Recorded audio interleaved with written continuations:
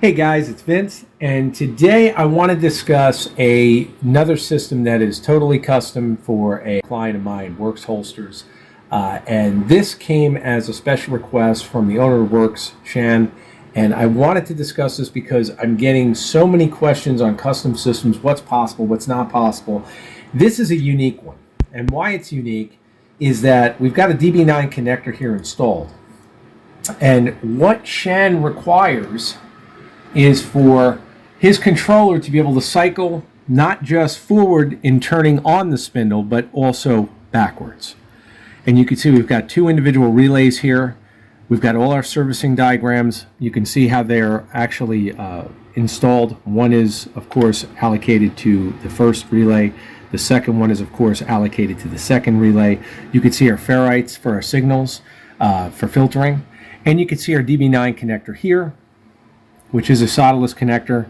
And the reason we went with the DB9 connector is that now he will have a DB9 connector installed at the VFD. And I'm going to do another video where you will get to see that VFD actually with that DB9 connector installed on it. So you can see exactly how this works. Now, of course, you can see the breakdown allocated not just with the text, but also with the pins for the actual servicing of that DB9 connector should he require it.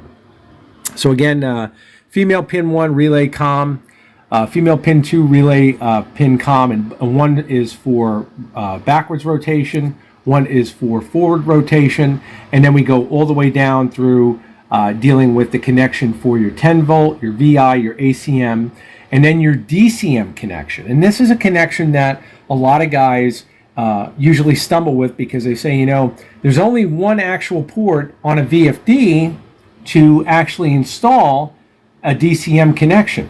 And they're correct. And you can't daisy chain, so how do we do that? How do we accomplish that?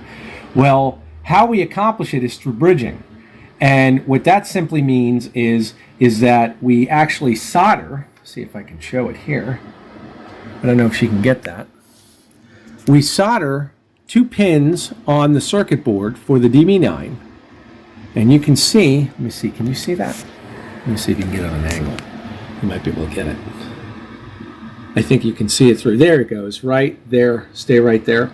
Yeah, you can see it a little bit where I actually soldered two of the leads on the circuit board together, and by doing that, it allocates the two white leads to come in for our DCM connection, but by joining the two pins on the bottom, you're not daisy chaining, and it allows the circuit board then to allocate both of these pins to the same connection. So what does that mean to you? That means that you can take the two leads that are required from your relays to allocate a single lead for the DCM connection on your VFD to once again split those leads correctly and safely and allow you to once again decide to cycle through Mach 3 or whatever motion control software you're using your VFD in forward or backwards direction. So like I said, this video is incomplete. You will see a second portion of it with me running the spindle and actually showing you how this system controls it, not just both in speed, but also in forward and backwards rotation, which for his applications is required. Again, a much more advanced system. Of course, it does have filter connections. You can see TDK ferrite installed right here. We got passive filtration coming over. We have our allocation sticker to his drive, of course, and all the custom graphics to get everything done properly and make sure that this system lives up to the expectation of my client. Now, the other thing, of course, you'll notice is even when we mount dual relays, because I've gotten asked this question many times, is do you have enough room inside your enclosure? And I think you can see here, you've got plenty of room inside the 12 by 12 by 4 enclosure to install whatever accessories you want. And aside from the fact, you also have height. So you can actually install components on top of each other if the height naturally stays within the limit of, you know, what we have here is the roof of the box. These are things to think about as you design your system.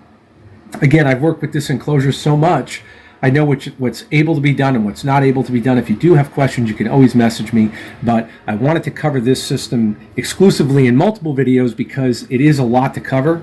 The other thing I want to point out is all his graphics, if you look closely, it's even telling him the programming for Mach 3 for the forward relay and for the backward relay for the G540. And once again, all of your pins are also color coordinated. So he's got the terminology here, and he's also got this, and on the opposite end, this is allocated to the female connector, which is right here. And on the opposite end, he's also going to have the male connector, which once again will have this same sticker, but it'll be allocated towards the male connector. So if he goes to service his system, we'll work on it, he knows exactly what he needs to do. So again, guys, I hope that this video has been helpful. I hope it's answered a lot of the questions of what's possible, what's not possible. I'm still getting lots and lots of questions on that. Once again, this is a very unique system. Not many clients require their spindle to rotate in both directions, but it is certainly possible to do. Stay tuned for the second part. Thank you all for support. Take care.